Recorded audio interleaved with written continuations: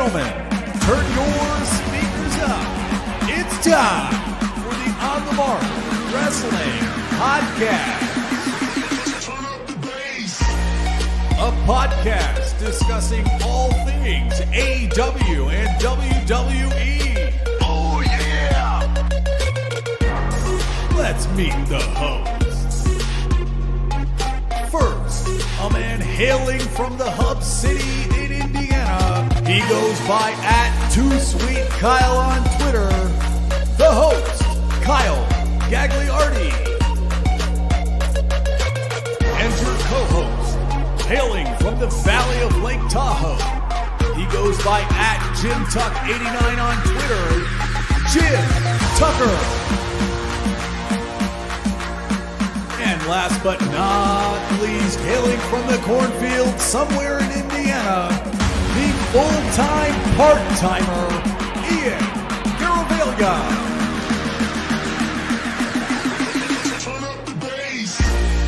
Be sure to follow us on Twitter, TikTok, and Instagram @PodOnTheMark.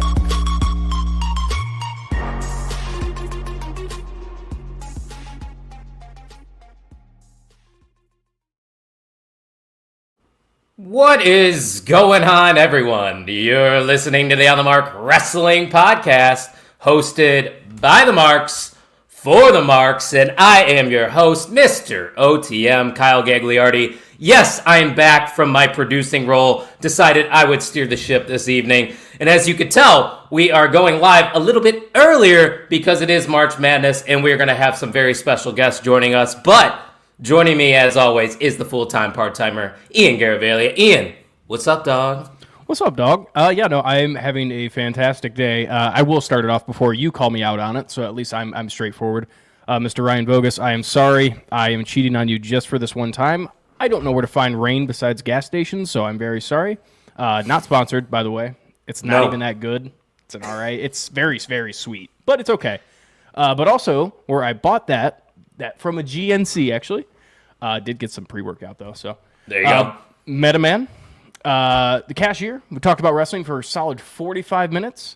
Ooh. So it was a long trip. And then I went to the store to go spend a lot of money on groceries.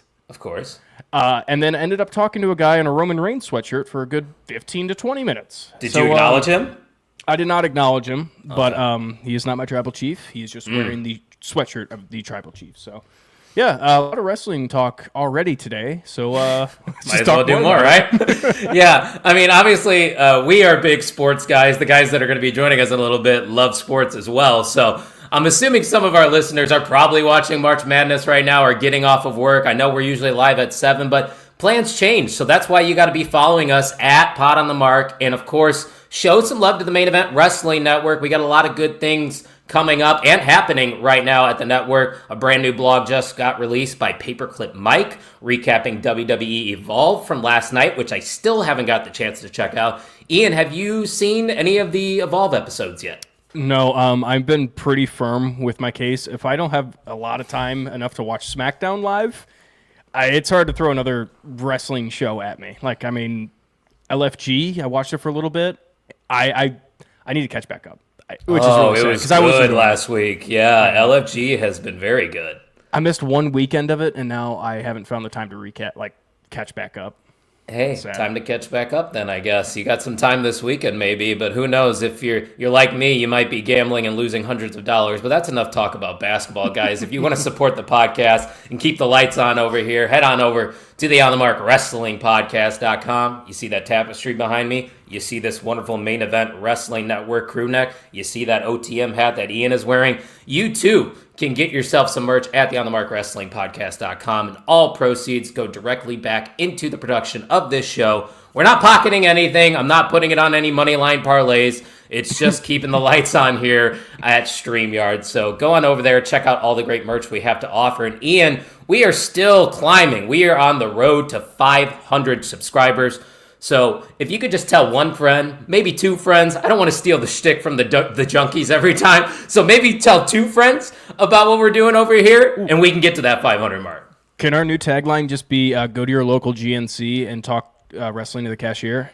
Because I'm 1 for 1, and it's working so far. So Hey, like Eric always says, go to a dispensary, tell your bud tender. I mean, you could tell anybody about wrestling. Surprisingly, I've noticed if you just like randomly wear a wrestling t-shirt out in public, somebody may confront you, and then that just gets the ball rolling. Wear it to the gym. You would be very shocked how many of those jocks that you think are jocks are nerds like you. It's very shocking. Are you calling me a nerd? No, I'm calling both of us nerds. Okay, that's fair. Dirk Bogus in the house.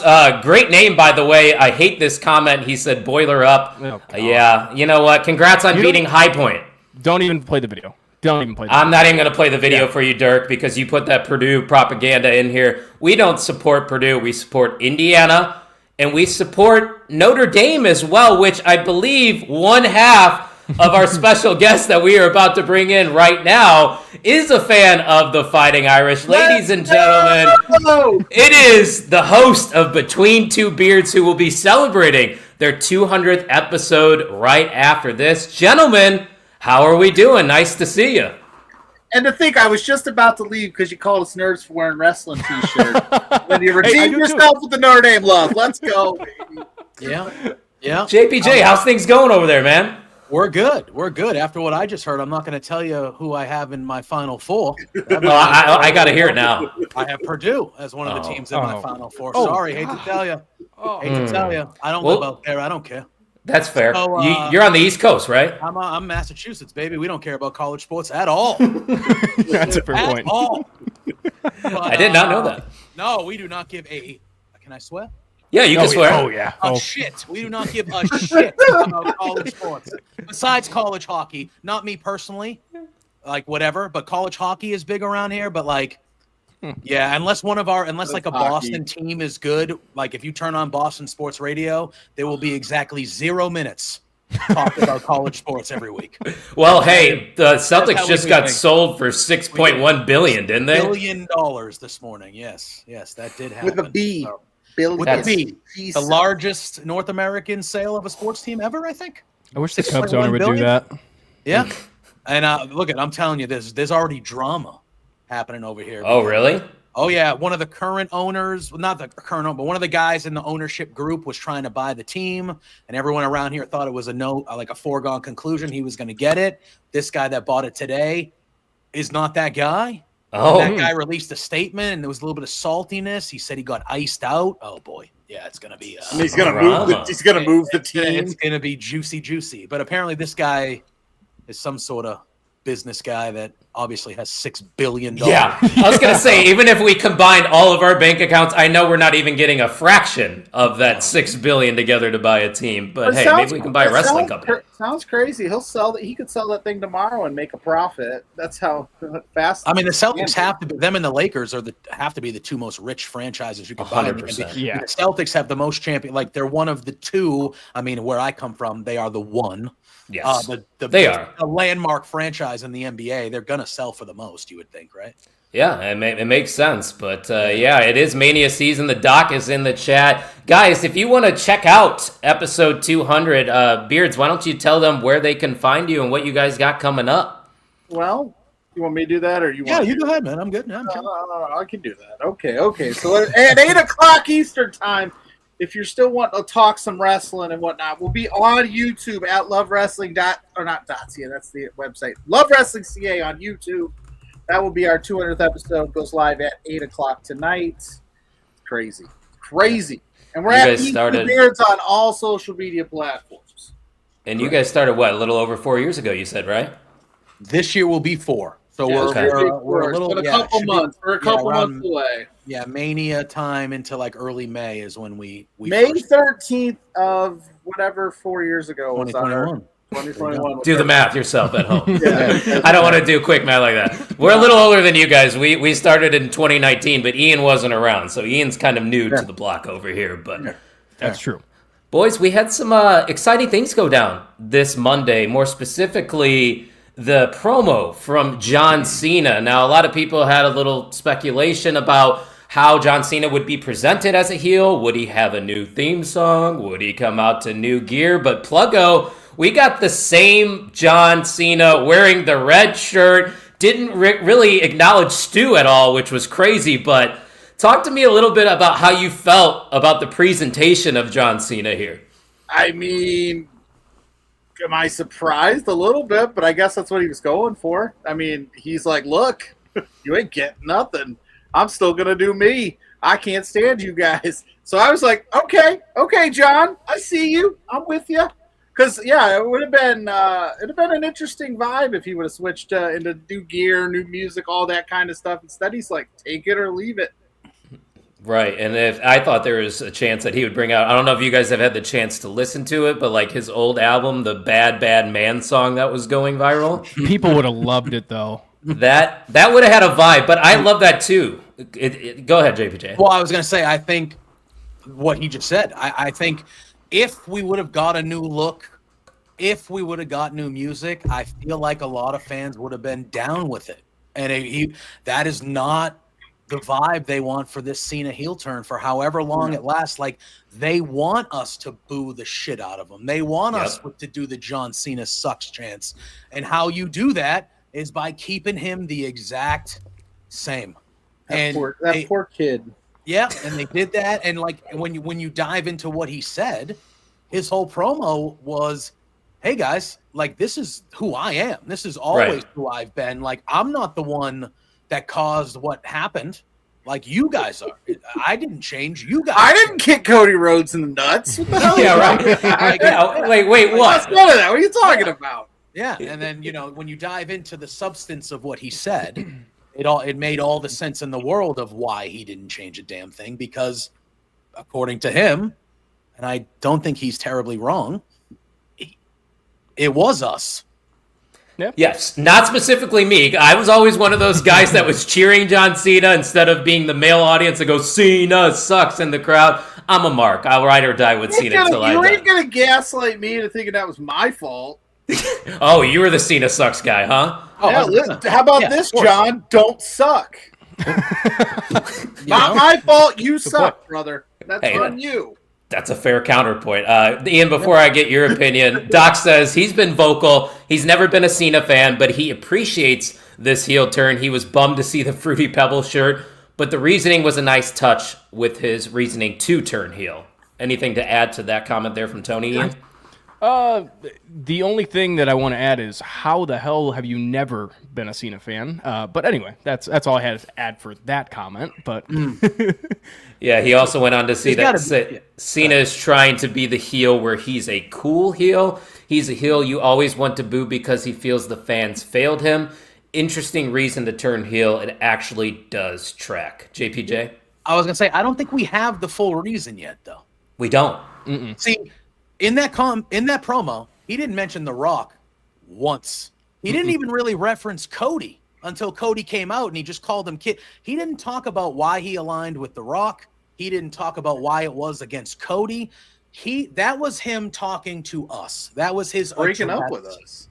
To us. That was, hey, for 20 years, he said 25 from like day one, but like for 20 years, this is the relationship and this is how I felt about you and me.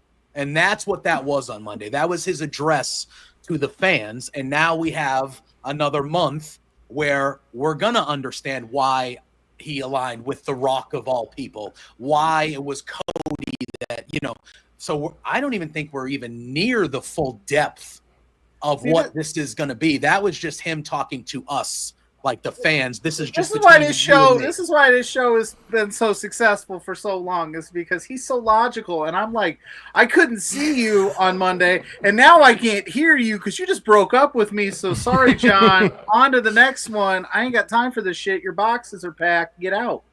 Yeah, you don't want to hang on to that X for too long because it's just going to cause distrust. I'm not going to try to change you. You want to go, John? You don't want my love? Get the fuck out. Walk out that door, pal. Ian, I think you had something that you were thinking on over there. What you got to say? No, I think JPG was like, I loved what you said. I mean, he didn't address like the actual main story leading up to WrestleMania, which we have so much time still just for him to talk that truth. Now, I mean, he just kind of addressed what the biggest burning question was in our brains as a fan, the critics of the actual story, that's a perfect touch at it. And I'm sure Cena had a lot to do with that because still is appeasing the fans because you don't want to leave those questions to the fans as to why he turned. So you address that right away. Then you could let the story play out. And, I mean, even when Cody came out, we didn't get really anything out of it other than just a face-to-face. It let Cody turn that little, kind of that heel a little bit, turn it up just a little bit. The Homelander? Yeah, the Cody Lander. Give me it right now. But no, it's not going to happen yet. Not yet. It's coming very soon, I think. And Doc says, I really hope we get some throwbacks into the past with Cena and The Rock. They apparently joined together. Yeah, that's where I question things, but you guys kind of addressed it, is that we have still, 4 weeks for them to answer those questions of, is The Rock really even going to be involved? Because I don't know about you guys, but I don't really think The Rock needs to be involved anymore. Maybe just a part of that initial turn, but I don't personally need to see him. I think heel Cena is enough as himself. Mm-hmm. Well, and another thing, I mean, what is the most, I guess, appeasing thing about partnering with The Rock?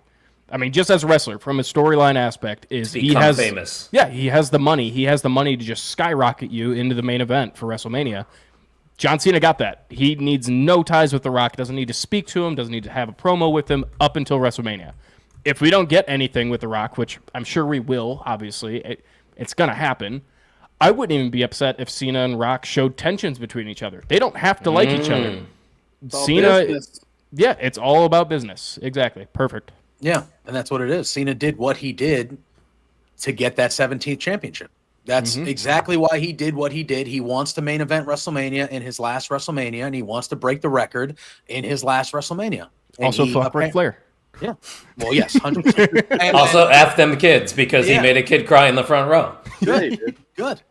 That kid honestly probably deserved it. Let's be real. Yeah, whatever. That kid didn't do nothing wrong. Just bought a John Cena t-shirt. You saw what you no. You saw Don't buy the merch when you know he's a heel. Exactly. You saw what happened in the Elimination Chamber. You went to the thing before you sat down and bought the shirt. That's your own fault. Yep.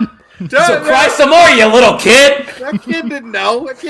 That's on his parents. Well, whatever. Yes, true. Whatever. The only reason them shirts are still out in existence is because they got to sell through them because they made so many. Hey, they got me on that stupid red one with the big door on the back. I don't know why I bought it, but I figured, hey, if it's Cena's last run, he's my GOAT. I got to buy it. Because John Cena turning heel is the ultimate forbidden door. I still can't believe that we're talking about this in 2025. Yeah. I don't know if you guys ever really discussed the possibility of this being an option at Elimination Chamber, or did this completely blindside you when he did turn at Elimination? Well, JPJ kind of thought maybe, but I think we all talked about it and was like, it could be, but I don't think anybody would have bet their farm on it. Yeah. I had him as one of the it was either him, Cody, or Punk. Those were the only three that I was like, if Cody says no, someone's doing it. Yeah. And it's got to be whoever wins the Elimination Chamber. When it was between Cena and Punk, and I was leaning Cena because he was my pick to win the Chamber. And I was like, it would be crazy if they did it. But, I mean, if you're ever going to do it, he's got a year left. You got to do it now. Well, I do have a question for you guys. I have asked this to you before, but do you think eventually, towards later on in the calendar year, they're going to eventually lean him back to the face side, John Cena? Yeah. I do too. I think he had his last match, which I assume would be, the rumor is Saturday night's main event in Boston, maybe in December. Oh, you got to be there. Oh, I will be there. By hook or by crook, I will be in that building. But I would think that he's going to be, even if the fans are going to want to cheer him. I'm going to boo him. The fans are going to want to cheer him. And I feel like, unless you're building all the way to Cody winning the title back against him in his last match. If you're doing that type of build, because I do think John Cena we're going to talk about it, but I would assume Cena is going to go over at Mania. So if you're doing that, I could see, but I think he's a heel maybe at most through SummerSlam. And then that last quarter of the year, however they do it, whether he realizes it wasn't the way to go, I don't know, whatever. I just feel Ian's like the fans got some thoughts brewing. I can see it in his eyes. I just feel like the fans are going to want to cheer him as we are actually getting to the end. It's going to be so weird. Yeah. Yeah. I agree with your points. I see that side of it. I have been vocal about if this was monumental, obviously. This shook everything in pro wrestling for the biggest moment arguably in the past of the decade, 20 years too. Yeah. I mean, this monumental of a moment, and obviously with this promo that we just had from John Cena, he's wanting to bring that reality and really doesn't care about his public image. I mean, he came out as John Cena looks, so obviously everybody knows it's wrestling, but still, like, even to the kids, just threw that relationship in the trash. Like you said, you broke up with us. I really think John Cena is going to want to play out as a heel, maybe until his last match when the bell rings, it's finally over, and he's never going to wrestle again. He gets that fan applause finally as he's leaving. That's Could when be that. That I could see that. Maybe his last 10 minutes of walking off the stage, being done, never. Well, you better get the mic if that's the case. You got to let John Cena speak. Ooh, I don't know. It's just like, how do you say? Mic drops it again. Yeah, maybe. I mean, it's just I couldn't see it personally how this big of a heel turn with these kind of real reasons with the fans, how you could just be like, you know what, hey, just forget about that. I love you guys. Thank you for the career. I just can't see that. Apparently, Eric and Cena are still good, by the way. He didn't break up with Eric, so good for Eric. Well, good for you. Mr. Fancy Pants over here still got a relationship with John Cena. Doc said it's actually kind of parallels Austin turning heel at 17 and joining with Vince. He said he would do anything to win that title back. Cena apparently will do anything to win his 17th. Would you agree, JPJ? I see you shaking your head. I mean, that's how I kind of view it. I think the heel turn and where it's a lot of people are comparing it to Hogan, and I think that's more of like where the stature of Cena there, more than the actual turn. But I think the Austin turn is more parallel to me because I think that's what it is. I don't, I think Cena did what he did because he needs to win the 17th title, and he knows his time is running out. And he felt like desperate times equal desperate measures. My only argument to that would be, like, again, I'm going to come back to the promo again because, like, it wasn't about the championship. It wasn't about him winning that 17th title. I don't remember if he brought it up. He might have during the promo, but I don't remember so. If that were the case, he'd be like, hey, guys, listen, I know what I did was fucked up, but this is what I need to do. This is what I need to do. Drops mic, walks out, doesn't have that long explanation of just basically harassing us as fans. I think that's how I see it more of. It's like he just had enough, and it just sort of levels with The Rock's promise of making or getting to that championship. Yeah, but you don't do that heel turn if you're not going for a title. Yeah, I mean, but then again, he earned it by winning the Elimination Chamber, so technically he didn't need to do it. So I could see that counterpoint, but man, I don't know. I don't know what we're gonna see, and I think that's what's fun about all this. It's pretty. I've said it. I think Cena winning the Chamber, just challenging Cody, and then beating Cody straight up, probably at his stage of his career is. Yeah, you're like, I don't know if I truly believe that. They're obviously just doing it to get him to 17 in his final run, which we all probably would have been okay with. But this way now we can go, okay, he's got The Rock in his back pocket, Travis Scott's in his back pocket, whoever else The Rock wants to be friends with. They could, turn the tide on Cody and flip it from last year's WrestleMania to this year where everybody's out to keep Cody from winning. And then we go, oh, okay. I could see that. That makes sense. That does. I can't believe John Cena in real life wants to win 17 this way, though. That's interesting. I like that. I really honestly never thought we were going to get it. And I don't think you guys know this. I didn't start watching wrestling until about 2011. So I was a little late to the party, and that was rough years too. But I was in there with just the prime John Cena, Super Cena era. So maybe that's why I have this emotional attachment to him. But the fact that we are getting to see this play out for WrestleMania 41 in Las Vegas, it's just surreal to me. It really is. Awesome. Yeah. And I thought what happened on Monday, it was just so perfectly done, right? He comes out with the old music. He's not talking to Stu. He holds up the towel, but very whatever. That when he doesn't run to the ring, but he walks to the ring and the camera is slowly behind him and you see every fan yelling, pointing, thumbs down. It's like that was like he was getting real. Yes, and then he gets in the ring and he does his explaining, and then Cody comes out. They have their moment, and I loved what Cody said too. Yes, where Cody was like, even after what you did, I was still excited. Be like, oh my God, I want to go belt like bar for bar. I want to have promos with John Cena. I'm fighting John Cena at WrestleMania, and then this shows up. And I loved how Cody was like, if this guy shows up to if this guy shows up to WrestleMania, I'm running right through you. So you better go find that other guy, you whiny bitch, like Pluggo said. And then speaking of other guys, is there a chance that there is a third guy to join this group that they're assembling? Like Rick's comment here? Yes. You do think so? I don't. Who Stone Cold said he had Cody's back if needed. Oh. But you know what that could mean? It could mean that maybe he doesn't have Cody's back. He's gonna kick him right in the ass. Or maybe it's L.A. Knight. No? Maybe. I have a few guys off the top of my head that I Let's feel hear like it. It could be. I think Seth Rollins. Yeah, he's done it before. He's done it before. He helped Cody win the title last year, and then Cody basically again, this all goes back to the Cody teaming with Roman thing and how that soured Seth, it soured Drew, it soured KO. I think any of those three guys would have a justification. And another one that I'm going to throw out, I don't think it happens, CM Punk.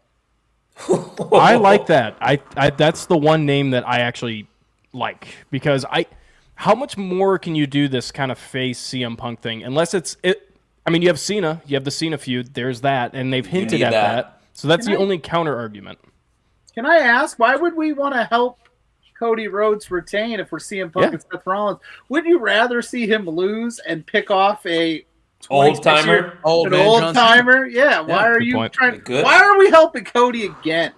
And that's my thing. That's why when Seth Rollins comes to mind, that's why, because he went out of his way, injured. He was the Shield last year. Yeah, he was literally an afterthought last year. He did all the dirty work. MVP. For somebody else. He was the MVP. Cody called him that. Cody said, I wouldn't have won if it wasn't for you. And then he did everything that Cody he erased it all. So why wouldn't Seth be like, you know what? F you, man. F right. You. No, that would make sense. Eric, I don't know if Dustin Rhodes is even going to be able to get out of AEW, so I don't see that one coming anytime soon. Yeah, he's been very vocal. Doc said, I think if there is a third guy, it doesn't show up until Mania. Maybe the third guy helps Cena win after The Rock fails. Yeah, let the whole entire build up. We don't need to see that third man until after the match or during it, I guess. But during it, like a Solo Sikoa appears out of the wild, like they do for every bloodline. Do you guys? We got to get a bloodline rules match at WrestleMania, right?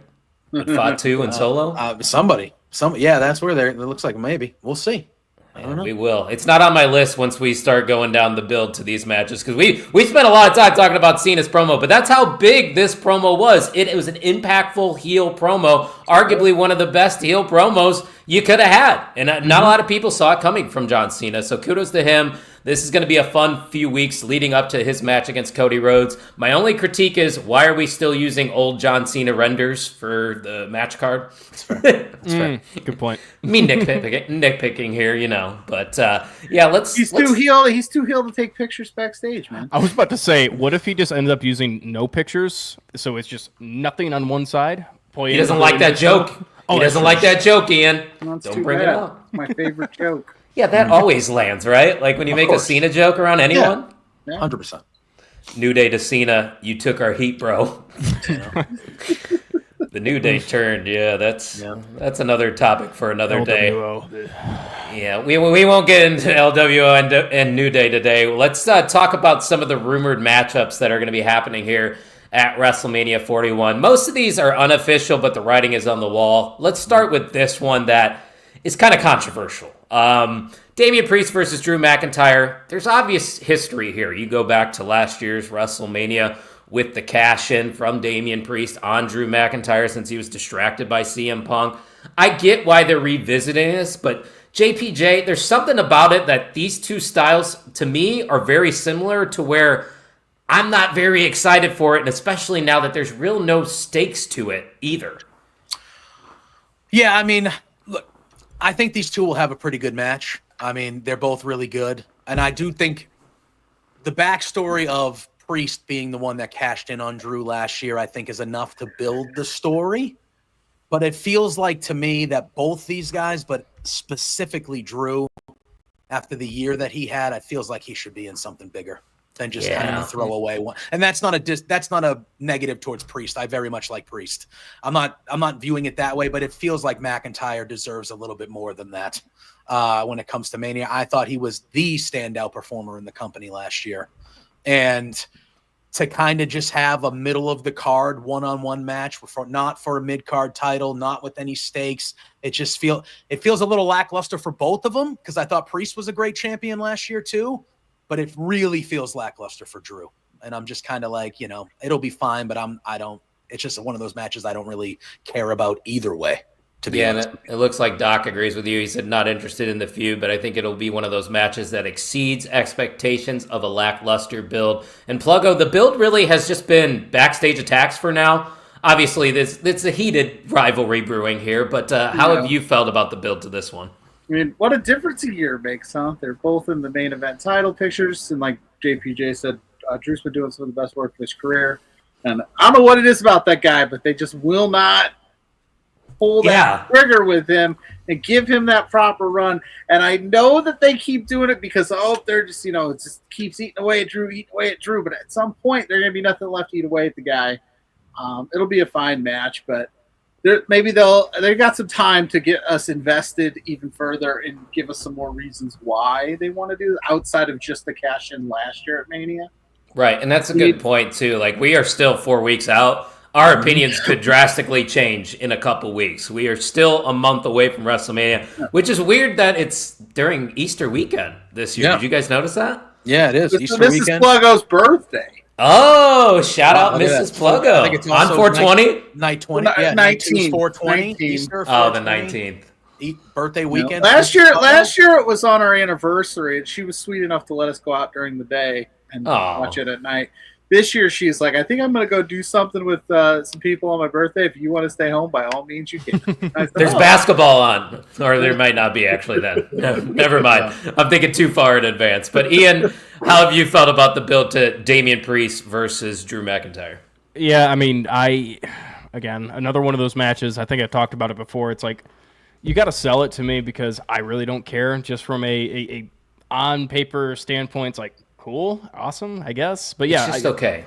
Yeah, I think JPG said it best. It's like Drew McIntyre was fantastic, and I mean, we need something for him because he hasn't really gotten much in return from the company besides, the CM Punk feud of the year last year. Yeah, exactly. Like, I don't know. But he lost that feud. Yeah, I wish we had more from Drew McIntyre, and it's not his fault at all. Priest. He had me for a second. There was like a 1 month span where he was cutting really good promos and I was feeling it. And then he went back to the cheesy kind of promos. It's like, dude, you're right there. You had the character. And he's so close. He's right there. Yeah, he just needs that edge to him. And I don't know where to find him anymore. Dude, he benefited off of that CM Punk injury too, because if Punk doesn't get hurt, Drew's probably never world champion. Yeah, true. The timeline would be completely different, and maybe we wouldn't be talking about this match. But, hey, it's not official. I think it will be official. I think we all would agree that this match is probably going to be happening at WrestleMania, as would this match. They have kind of teased a little bit recently on Monday Night Raw. And this is a matchup that I actually am really looking forward to. I think this is the perfect opponent for Logan Paul at WrestleMania. Ian, I know we've talked a little bit about it, but have you become even more excited now that they've actually had a little bit of an interaction? Yeah, I think Logan Paul's he's finally cemented himself as he's in the WWE now. He is a WWE superstar, and he's got the following. You throw Logan Paul's name on a WrestleMania card, you're going to have a lot of people watching him just probably for that match. And why not throw one of the greatest of all time in AJ Styles at him? I loved, as much as I hate the man, but the Andrew Santino segment was fantastic. He is a comedian.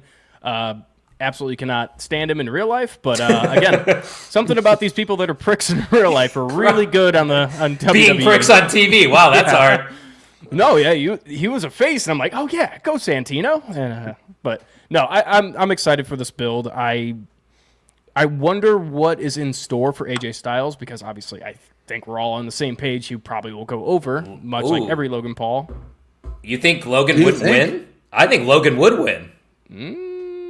That's me. I would think Logan Paul would win this match. I think Logo, so. what do you think? Because I don't think AJ is like his contract might be coming up this year. Well, that's what I'm saying. How much longer does he have though? You got to have one it final feels push like for he AJ can- Styles, yeah, right? He said on Van Vliet 2 years or something. Oh, 2 years? All right. Oh, okay. 48, 50, I don't know how He's old he going is to now. retire at 50. Yeah. But I mean, I think this is a perfect opportunity for like Logan Paul to be like, I can do all the things you used to be able to. Yeah. And then kind of like needle at AJ Styles into getting like some old AJ Styles. Now, obviously he can't move like he once did, but he's no slouch. So this will be fun on that end. I think Logan Paul wins. Damn. Yeah. I don't know. I don't know. But at the same, because I think it's AJ Styles probably his opportunity to put over Logan Paul here. Yeah, I was gonna say Yeah. I completely agree with you guys. I would like to see it. I mean, it would be good for Logan Paul, but I don't know, man. It's just AJ Styles kind of coming down to the wire with his career here soon. Still's got it. Still is fantastic. He does. That's why I want another run. Exactly. That's what I'm saying. Losing to Logan Paul? But Logan Paul needs to have some big wins. Here's my thing, right? He's going to be around for a long time. Here's my thing. I do not like Logan Paul as a person, as a human Same. at all. Correct. All right? Same. Get that out of the way. Despicable. But objectively, he is really fucking good at this.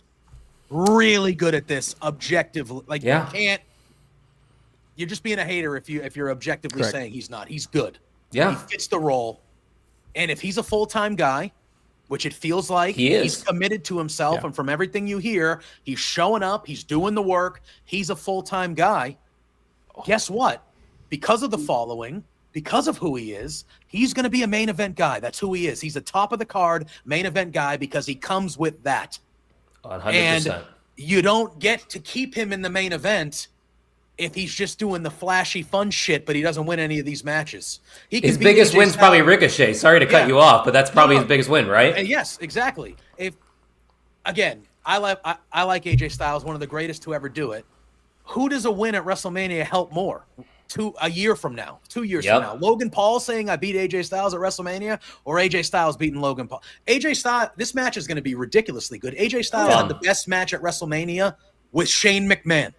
Dude, he had a good night with match with LA Knight too. Don't dismiss Shane McMahon. Shane McMahon carried his weight, my guy. Shane McMahon is great, but that was the best match at that WrestleMania that year. It was. AJ Styles versus Shane McMahon, and it was because of AJ Styles. Because Shane McMahon is carrying AJ Styles, baby. This is going to be the match. The best in the world. The big spot happens. There's a couple massive spots. Logan shows his athleticism. He's going to copy AJ. Exactly. AJ matches him, and I think Logan would go over because I think you would have big plans for him. Styles clash for the win. Logan Paul. Yeah, that's what I want to see. My only counter is you could have Logan Paul lose every single match, and you don't need to have people behind Logan Paul to win matches. No matter what, he's going to have fans that tune in because there are 12-year-olds out there that absolutely adore Logan Paul for whatever reason. Prime. So, I mean, it's got to be the prime, like Doc said. Oh my God, they're so disgusting. They're okay. Oh, They're okay. God. Not great. I'll go mix some sugar with water if I really wanted a prime energy drink. Kids love them. They do. Crazy. So excited about them. Well, they taste like a sugar bomb, so I would assume that's why they love them. Yeah.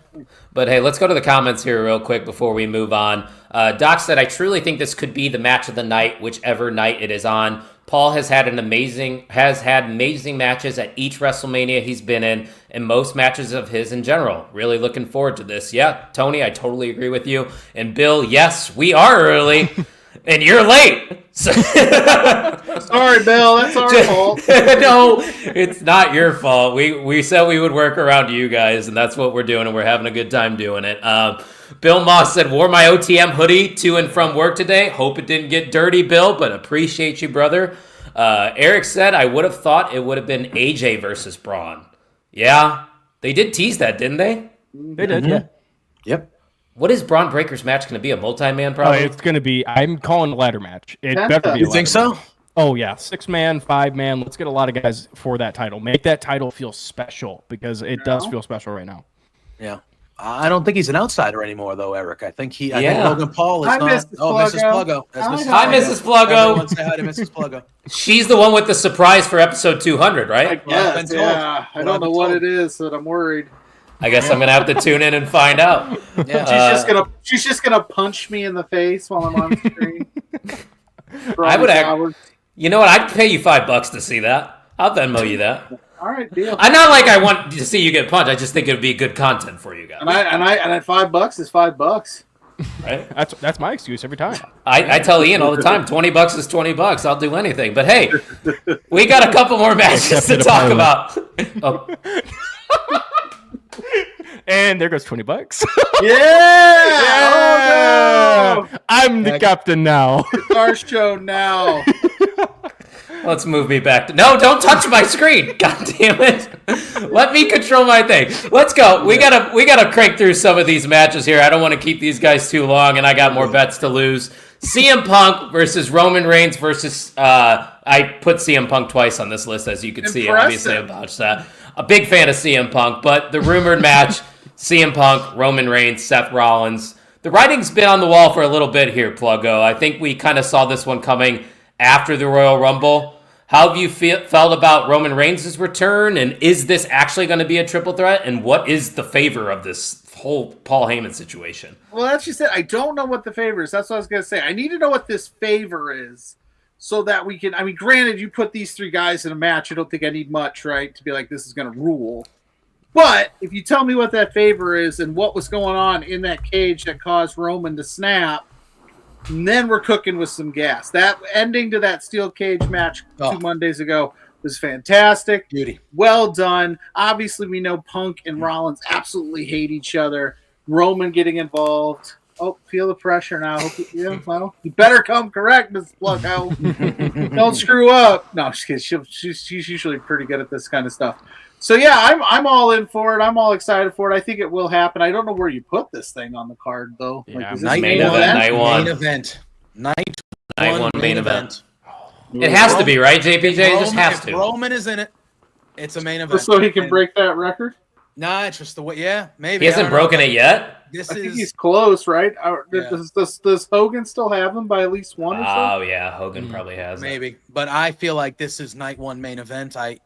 My whole thing, so Pluggo's like, I don't know what the favor is. Well, this whole time, my thought was, the favor is going to... I thought they were going to book it as Roman versus Seth.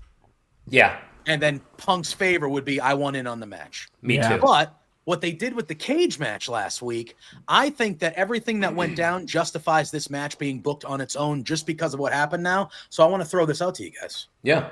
What if Punk's favor is that he wants Heyman in his corner at WrestleMania? Yes, that's it. That's 100%. My question then is why? Because I think that's what it's going to be now. You get one favor, and you're like, I just want you to stand in my corner. It's like a genie. He's like a genie.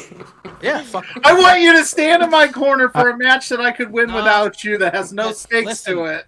But you mess with Rome. Punk wants to win. If he wins this match, he has to be in line for a title shot. But he has to be. But he is. It's not like a number one contendership match. It should be. But you would think on the Raw side of things, if you win this match, you are the number one. Come on. They should just call that what it is. Call this a number one contendership match at WrestleMania. Like, Ian, I don't know if that's what you were about to say. I'm sorry. No, I do have one kind of... It's not necessarily a complaint, but it's just kind of an observation and kind of a worry. This is 2 years in a row that Seth Rollins might become the side piece of like one of the biggest stories in WWE. He's winning. Which is why the next night he's winning. Join The Rock and John Cena. I would love that. Yes, if that would completely make sense to me. And then you could just have all the focus with CM Punk and Roman Reigns having just Paul Heyman. I would love that. I think that does make sense. Great connection. That is Paul a great Heyman connection. on a pole match. I'm just saying, like, because I think all of us knew that Roman was going to show up at that cage match. Yes. Yeah. But what they did with Heyman and Punk, I don't think any of us saw the way it happened. I did not see that coming at all. Paul Heyman just teleporting in the ring. Yes, I did not think that would be the way they would intertwine Punk into this story. But once they did that, I think that changed things. And now the dynamic of it between Roman and Punk is Paul Heyman. 100%. And there's just an invisible string, too, with everybody else. They all have past history and connections. Yes. So that's why this build's going to make a lot of sense. I'm just saying, if I'm killing myself in a War Games match as a favor to you, and then my favor in return is, hey, just go stand in the corner for me.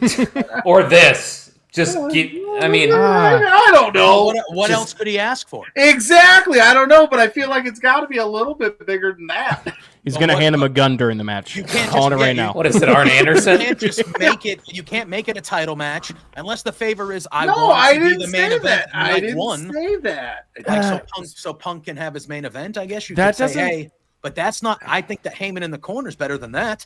Yeah, I was going It to say is. that wouldn't really sell. I mean, just the fact that all four of us are like, yeah, that's probably the main event of night one. It's like, Yeah. that sell off for the Paul Heyman thing is okay, cool. We already knew People that. are gonna get pissed too. They'll be like, "Why aren't you putting a world title? Why aren't you putting a women's match?" It should be what is the hottest two matches going into WrestleMania, regardless of gender, regardless of titles. That's me, Agreed. personally. I agree. You could disagree. That's fine. A lot of people do. I'm an old-fashioned guy. I think if you win the Royal Rumble, you should main event a night at WrestleMania. That's just. Yeah, I yeah. get that. It is what it is. I feel like I know Jay probably. I think Jay and Gunther probably open night one, which is fine. It's a good spot. But I'm of the old school nature that if you win the Royal Rumble, you should be main eventing a night of WrestleMania going for the title. That's what you should do. There's 2 nights. There's 2 Rumbles. Shouldn't be hard. Shouldn't be hard. That's a fair point. I get what you're saying. If this match is dramatically hotter, you got to do what's best for business. Like it is what it is. You know. And like you said, it's Roman fucking Reigns, CM Yes. Punk, Seth Rollins. They've had some of the biggest moments in WWE the past 20 years. And I like what Tony's saying too, but what if Punk's favor is just for later? Like it's not even for WrestleMania. Good. Okay, yeah. Yeah, I think Reigns kicking his ass on Monday after seeing that. I think he doesn't even need the favor to get him in the match. I think it's going to happen. Agreed. Yeah, Agreed. there's enough beef there for all of them to just go at it. And Tony says, good point, Gags. WrestleMania 26, HBK versus Taker main evented, no world title, and it should have. Yeah, streak versus career. Hey, my first WrestleMania was actually 29 when Taker fought Triple H inside Hell in a Cell. that's a good and it one. was end of an era. And that was my very first Mania. And I'm like, okay, I think I like this wrestling thing, you know? That was 30, minus 34, I think. Oh, you're young. Yeah, oh yeah. Young boy over here. All right, I'm not going to tell you what mine was. No, now I need to know. JPJ's first WrestleMania was the WrestleMania before WrestleMania 1. Yeah. No. My first WrestleMania that I went to was 14 because it was in Boston. okay. But the first WrestleMania I watched was WrestleMania 8. That's right. I don't even remember where that one was. I don't either. No, I don't either. The main You event don't- was Sid versus Hogan, so that's all you need to know. Eons ago. But Rhea's not going to be facing Finn Balor. What? What's going on here, Eric? Rhea versus Balor? Tom, you mean? Maybe. Maybe that's what he's thinking. And no, it wouldn't be big enough to main event night one regardless. I don't even think Io versus Bianca can get to that level. And I think that match is going to be great. I'm not saying it's not. I wouldn't But, be like- opposed to that main eventing night one. Well, I'll tell you what's not going to main event. And there's no shade to these two because it's going to be a good match. But once again, not official. Randy Orton versus Kevin Owens. Ian, I'll go to you, short and sweet here. How we feeling about the build so far? Again, it's too early to say. I mean, going into it, we haven't even had any like confirmation or even. I mean, we've had the tease, but it's like we haven't had like any on-screen like, oh yeah, this is gonna happen kind of thing. So Randy We had the Orton, return just recently too Yeah. at the pay-per-view. yeah, and they're building Randy Orton back up now, having some single matches on SmackDown. Again, sell it to me. I'm already invested now. It's just got to be sold to me even more. Does it have to be backstage stuff? Do they have to be in the ring for it? I'm not sure, but I think it's too early to say like, oh, this is going to be awesome or, oh, this is going to suck.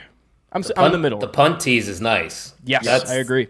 That's like the whole backstory, I think, of this right now, Pluggo. But we, like Ian said, we haven't seen much yet.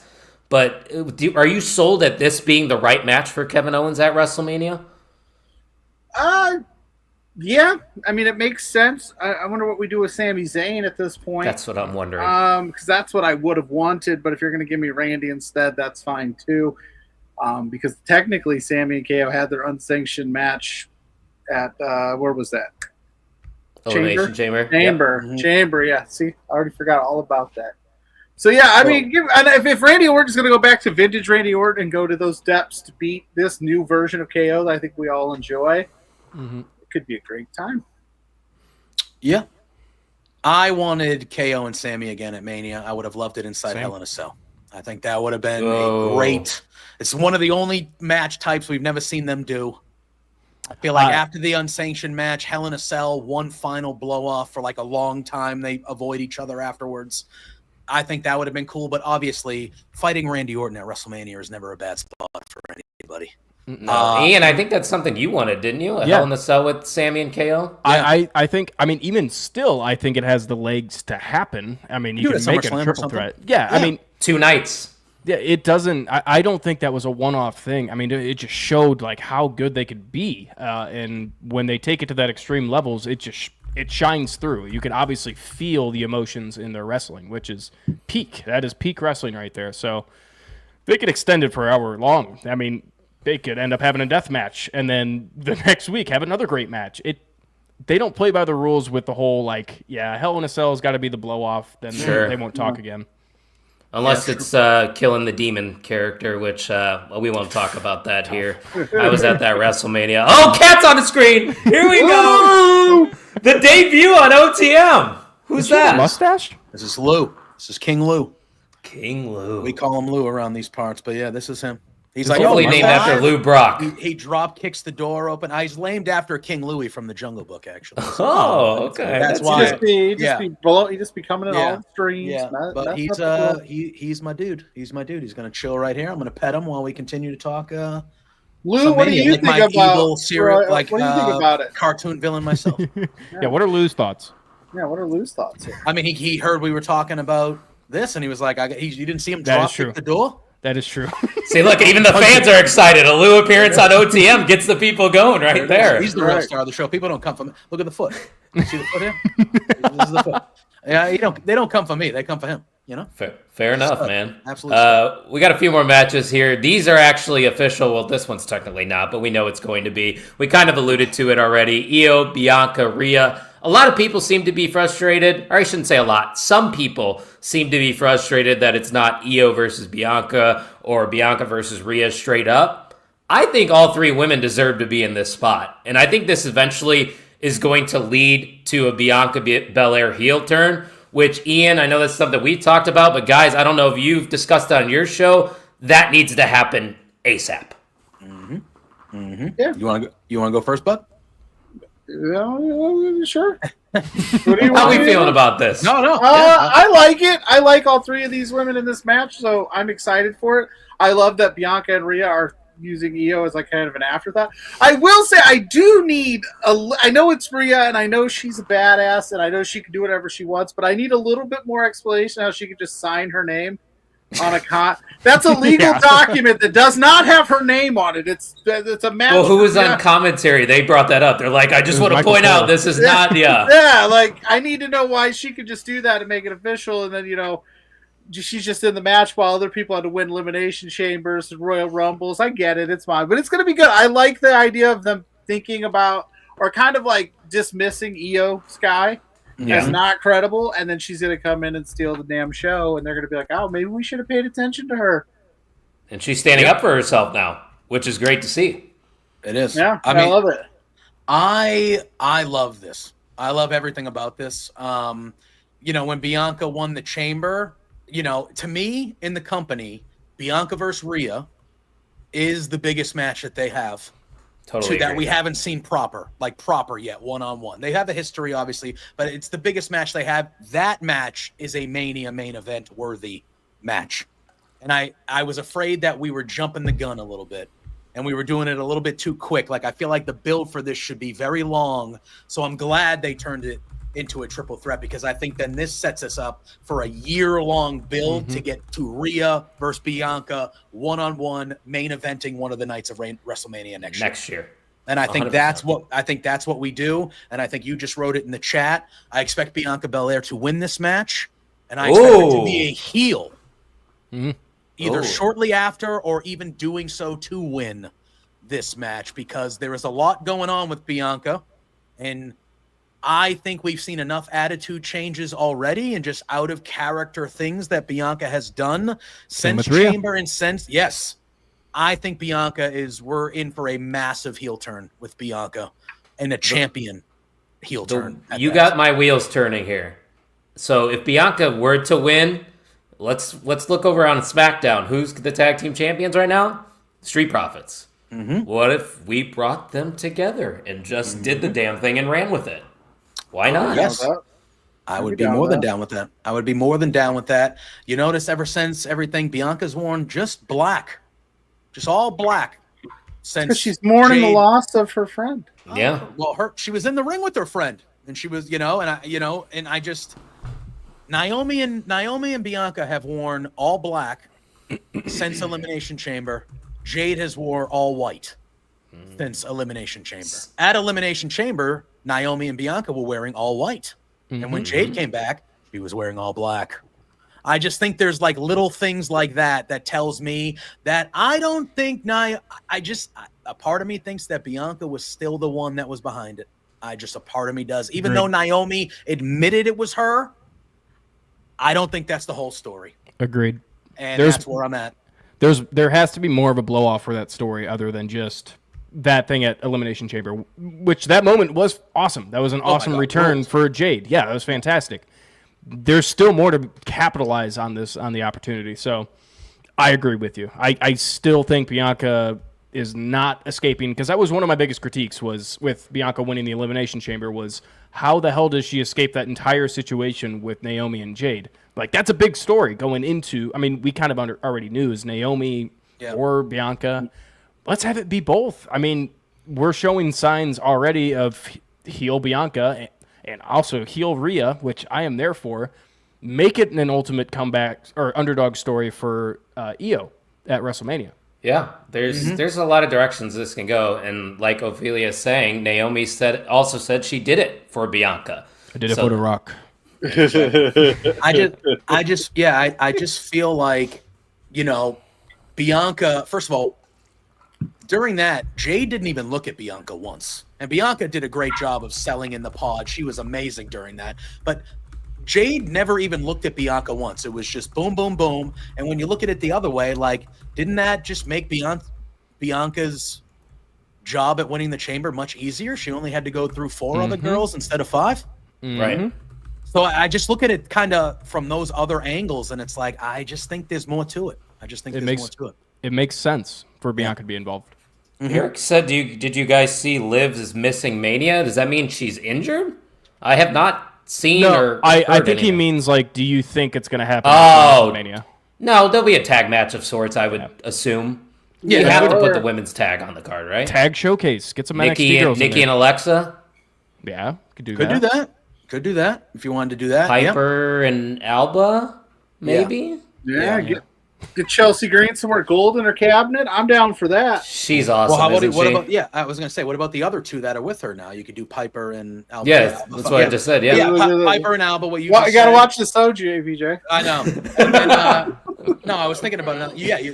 That's what it is, Ophelia. Yeah. Okay. There we She's go. missing WWE World. Nothing Darn saying it. she can't be at Mania. Oh, yet. shucks. It's all good, man. All right, we got 2 more to talk about here. We've already discussed Cena and Cody, so I don't need to ask about the build because that build really is just starting as well. But this matchup was one of the first matches that actually was made official because we saw Charlotte Flair win the Royal Rumble. It was the predictable outcome, in my opinion, but the right call.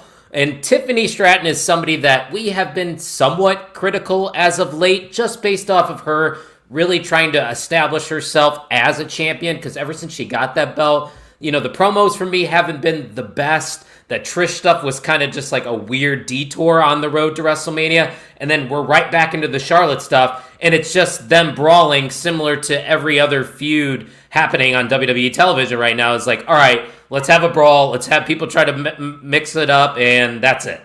So, to me personally, the build to this one hasn't been as great as I've wanted it to be, and this is coming from a guy that says Charlotte Flair is the greatest of all time. And I have not really been emotionally invested into this personally. That's just me, Ian. I don't know about you. No, I mean, I think Charlotte's kind of, this is actually going to be kind of funny. Charlotte has kind of lost her flair in a way, in my eyes. I mean, it's just, she doesn't have the attention of, like, the WWE fans just in general. I don't think a lot of people, I guess, respect her career enough that it could just carry her character, which should absolutely be the case. I think she is one of the greatest of all time. But shout out Mickie James, she is. But anyway, no, This feud is kind of risky for them to take this route just because Tiffany's so new. I mean, this is her first title win. There was a lot of steam going into Tiffany winning that title, so there's a lot of high expectations. And, I mean, the promos have been rough. I mean, not just with Tiffany. I mean, Charlotte's end has been pretty rough as well. So I'm interested to see what detour they could take to save it.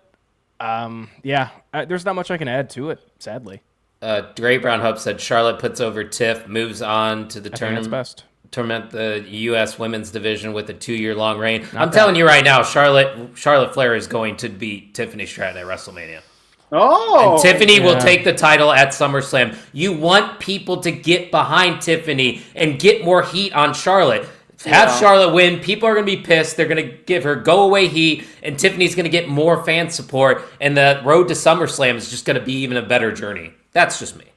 But, boys, how we feeling about this one at WrestleMania? Listen, I think the match will be very good.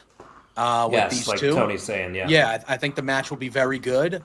I would prefer if Charlotte put Tiffany over. I think you can really make a WrestleMania moment and a star out of Tiffany by her beating Charlotte at WrestleMania. But I think what you just laid out as well would also work with her coming up short, but then fighting back to beat Charlotte down the line at SummerSlam would also turn. Yeah. I just think Charlotte should put Tiffany over at Mania. However, it's Charlotte.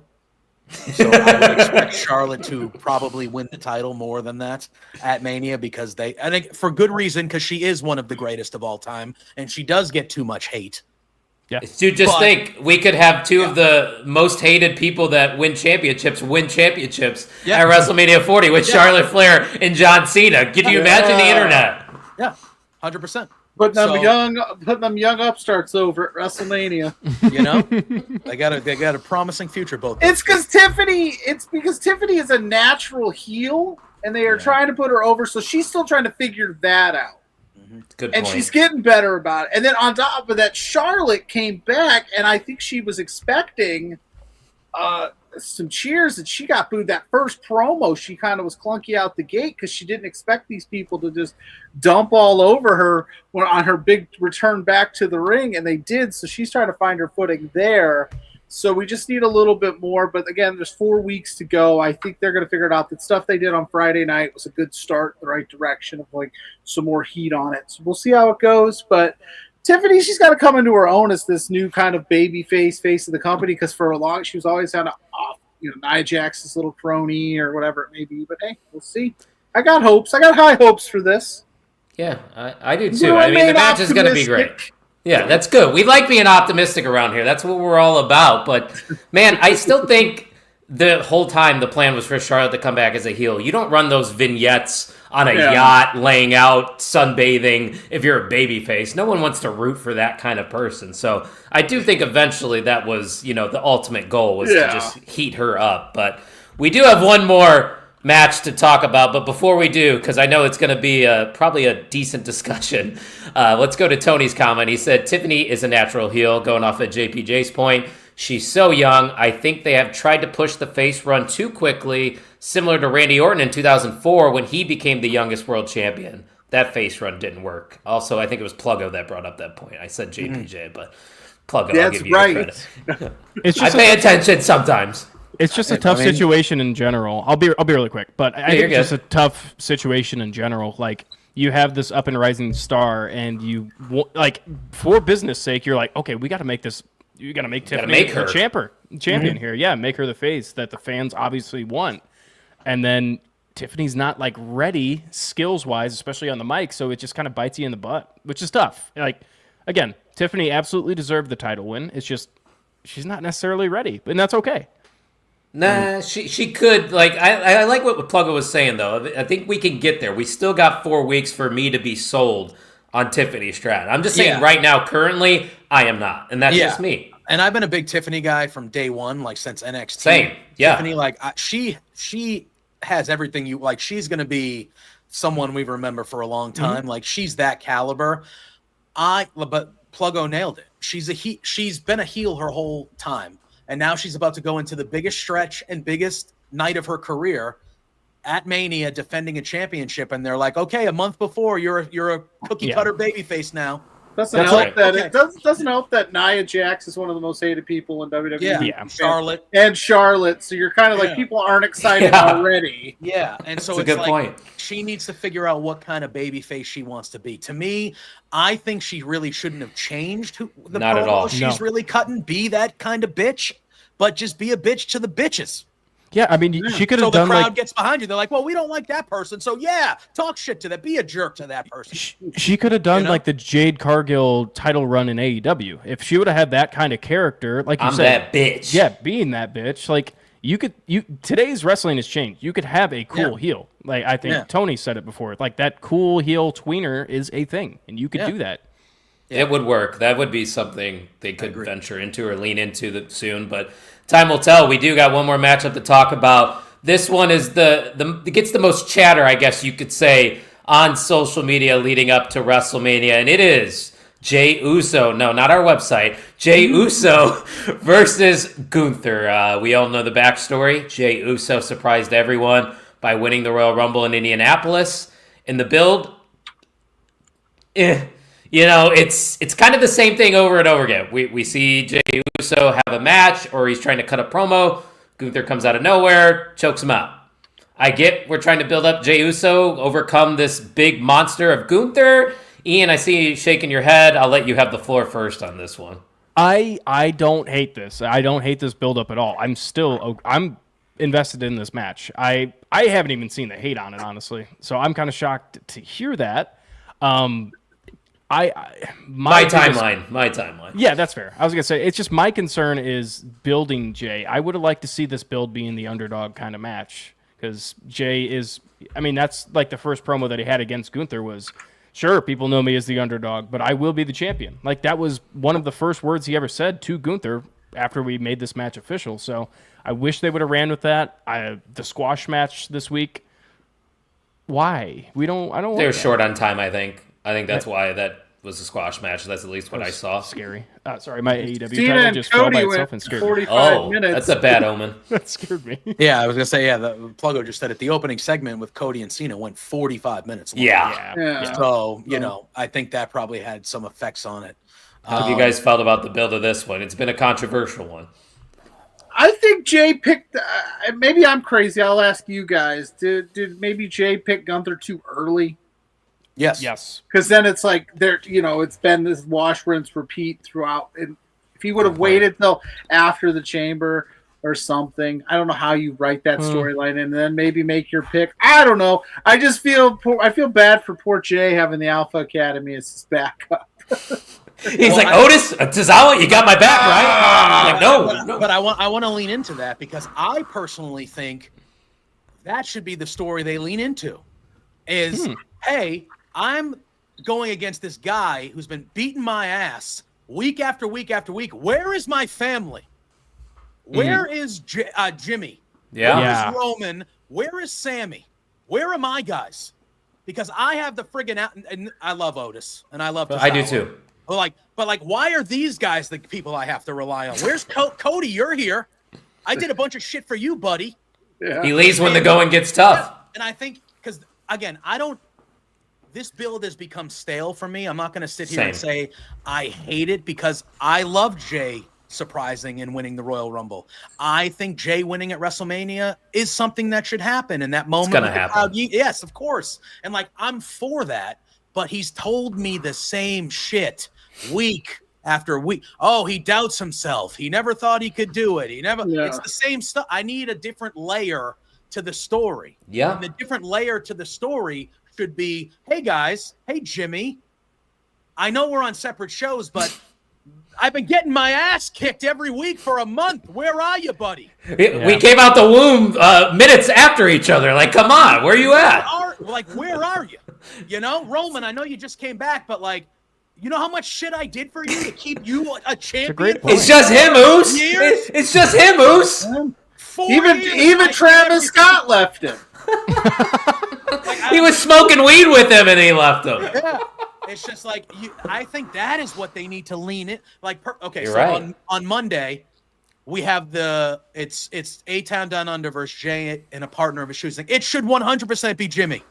No, it's It going should to be 100% Joe Hendry. It's Listen. in Scotland. I love Joe Hendry. That's fine. Get out of here.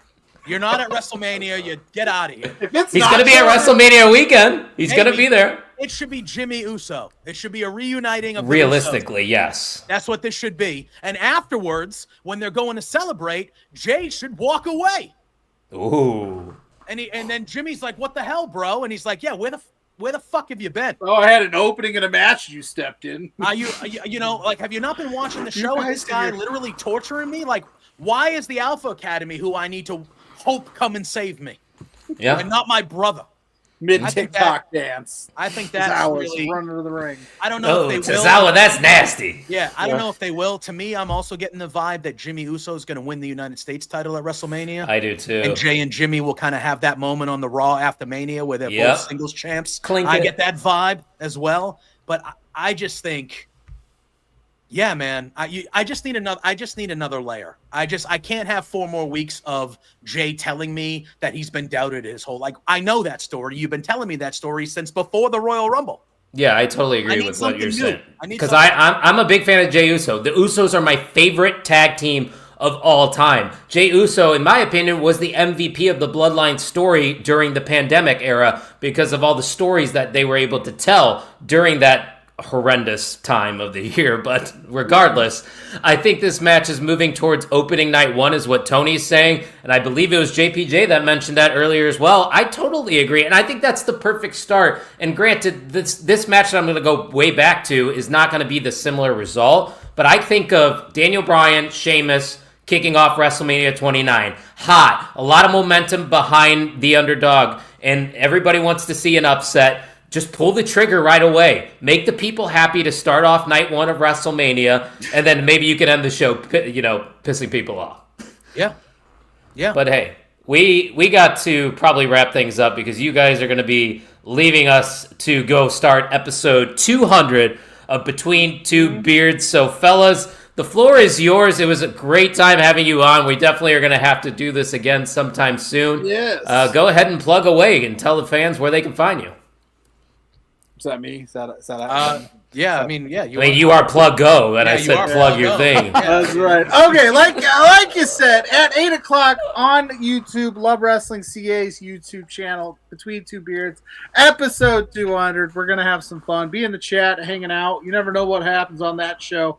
If you want to keep up to date past that, B2 Beards on all social media platforms. You can stay up to date with what we got going on in the show. I am Pluggo. You can search Pluggo on all social medias. I will be up right there right now. And I've got some writing going on right now on lovewrestling.ca, the website I actually did write this week. Like I said, I was for the last 3 weeks. So my top 5 is up right there right now. And then I do a little independent wrestling podcast every weekend for Exposure at For Exposure Pod on Twitter for that with me and Blair from the Grainmaker Pod. Did I get that right on the screen? That is the website. That is the website. For my writings. There you go. Yeah. Look at that quick edit job. JPJ, anything you want to plug? I know you're always. Somebody asked earlier, does anybody play 2K25? I know you're a Twitch streamer. I am. Yeah, you can follow me at JPJ Loves Gaming on all social media networks. Obviously, he told you about Beards. Also on Love Wrestling, every Tuesday and Thursday morning at 10 a.m., I do a show called Firmly Love Wrestling with my partner in crime right here, Drew Nicholas. We talk There you go. WWE on Tuesdays, AEW on Thursdays, so you can follow more of my wrestling stuff there. I also do the Raw post show over on bodyslam.net, the Raw Dogs post show with Nick and Corey over there. And yes, I do have a Twitch. I do stream WWE 2K. I'm a big MLB The Show guy, and that just came Hell out. yeah. So that's been dominating the channel, as I'm not going to tell you how many hours I played of that game in the first week. I'm not going to say. Dude, I don't want to tell you how much I play college football. That's fair. I played a lot of that too. But yes, I am a streamer. I stream at least 4 to 5 times a week, but I try to do some stuff Hell every yeah. day. Nice. But yeah, follow me at JPJ Loves Gaming, and you can find out everything there, dude. We roll hard. So Well, there you go, everybody. Check out their show. Like I said, they're going to be live in 45 minutes. So, boys, we're going to let you go because we still got to do a little housekeeping here to close out the show. But we'll be talking soon, guys. It was a pleasure. Appreciate you. Absolutely. Love you. Appreciate you Thanks guys. for having us, guys. See you, man. Peace. All right, Ian. So it's that time of the episode where we have to decide who is the MVM of OTM. So, Ian, if they are unfamiliar, this is their first time watching. Maybe they came because they are friends of Between Two Beards, and they're like, hey, what is that MVM title behind me right now? Why don't you tell them? Well, I mean, we've been keeping this stat for, I think, the entirety of the show? Or Since we've been live. Okay, since we've been live. So, but it's basically the most valuable mark, which is, well, the most valuable mark. It's the commenter in the live chat who gives us not just the most replies or the most comments, it's the ones that get our brains rolling a little bit, throw out some good ideas, some fantasy booking situations, and yeah, you're just the most valuable mark. But if you'd like me to, I would like to introduce the most valuable mark of the week. You can. Well, this was kind of a steamroll. Much like the match on Monday for Mr. Jey Uso, this was a steamroll. This was kind of a squash match, and it's not going to be much of a surprise, especially to the guy who wins. But it would be the Dr. 8, Mr. Tony.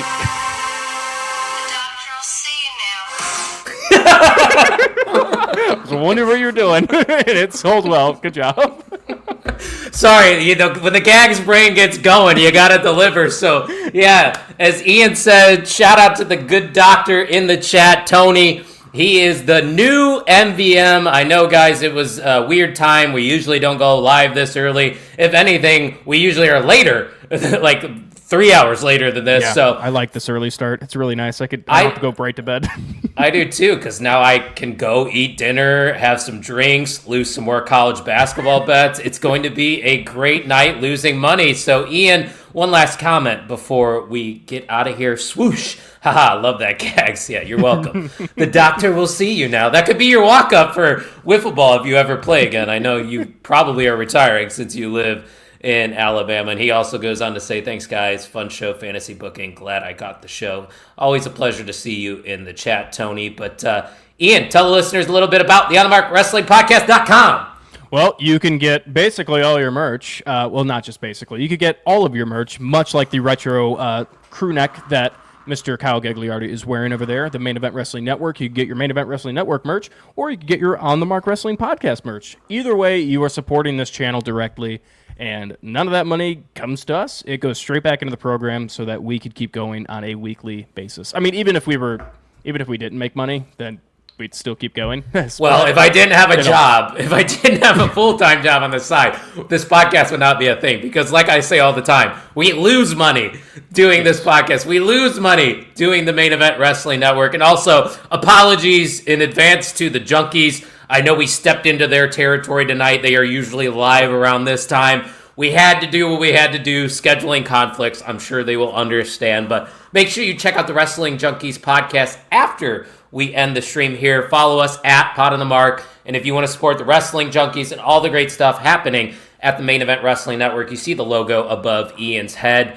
At Main Event_net is where you're going to find us. And we are still on the road to 500 subscribers. And the only way we're going to do that is if you hit that like button, you hit that subscribe button, and you tell 1, 2, 3 people about OTM. We are live every single week. I can't tell you the last time we took a week off.